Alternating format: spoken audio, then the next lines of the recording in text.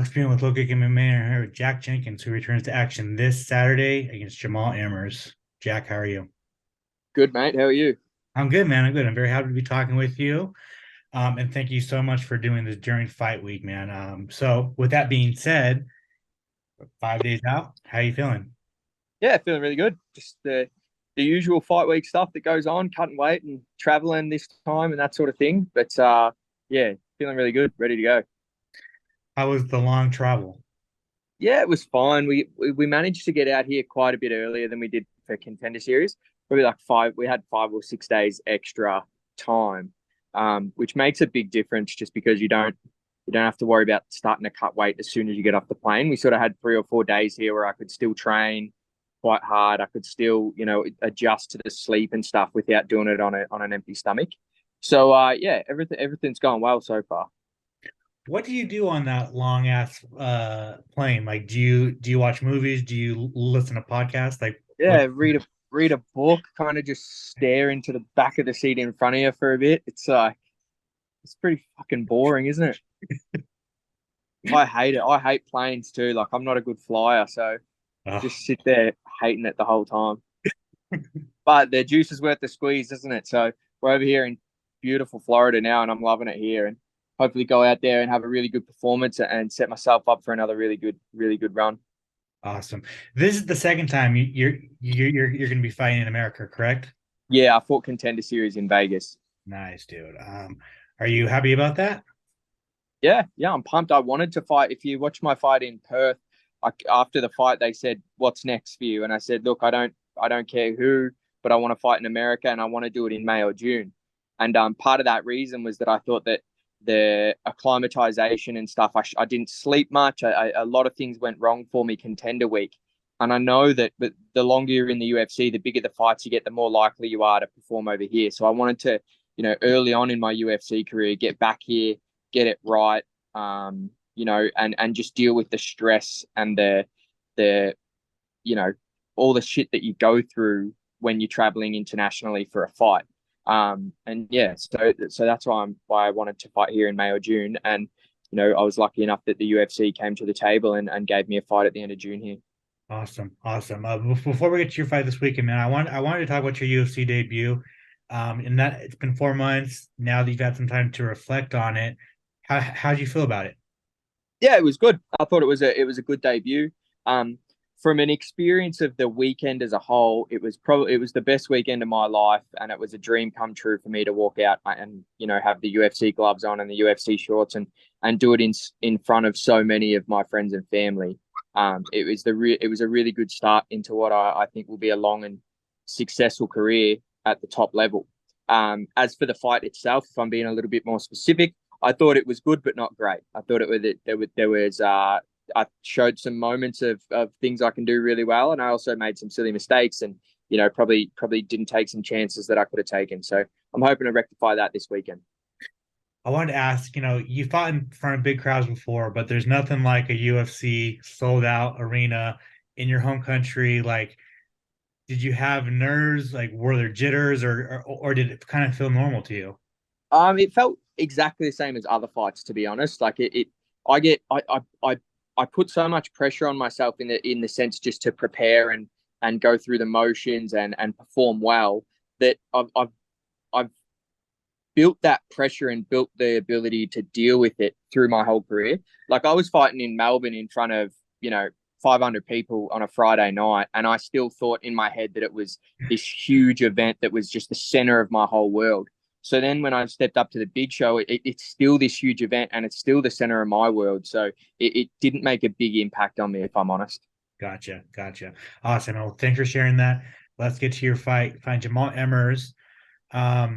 He's a very underrated fighter that doesn't get a lot of attention for some reason.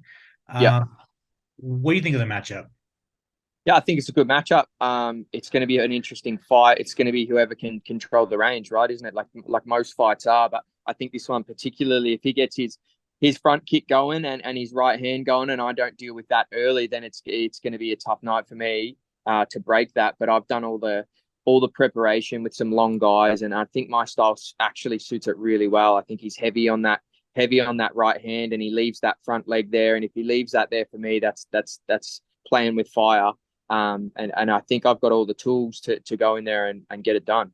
I'm going to be fit for the 3 rounds. I'm going to be coming forward, and I think he only needs to make one mistake for it to be all over. What do you think of him as an opponent, as a fighter itself? Like I said, like I feel like he's kind of like he's a you know? I completely agree with you. He's underrated. He's like when they offered us this fight, I was like, yep, jumped on it, wanted to fight straight away. But there was no like, oh, that's a good fight or whatever. It's like that's a tough fight, and that's one that really lets everyone know where you're at.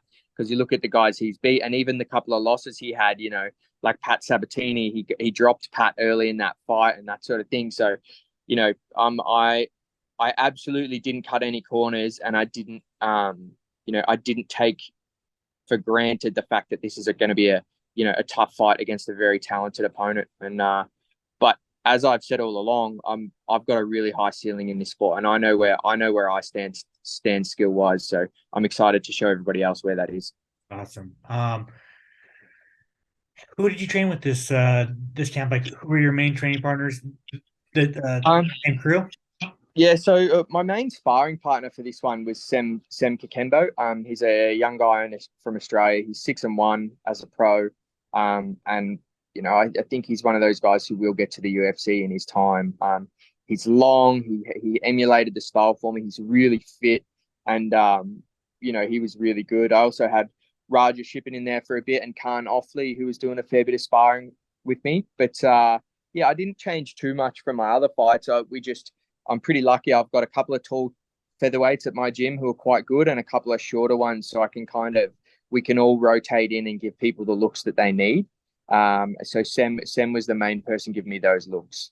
Awesome, man. Awesome. All right. Well, at the end of the day, this Saturday night, June 24th, UFC Jacksonville, how do you get your hand raised?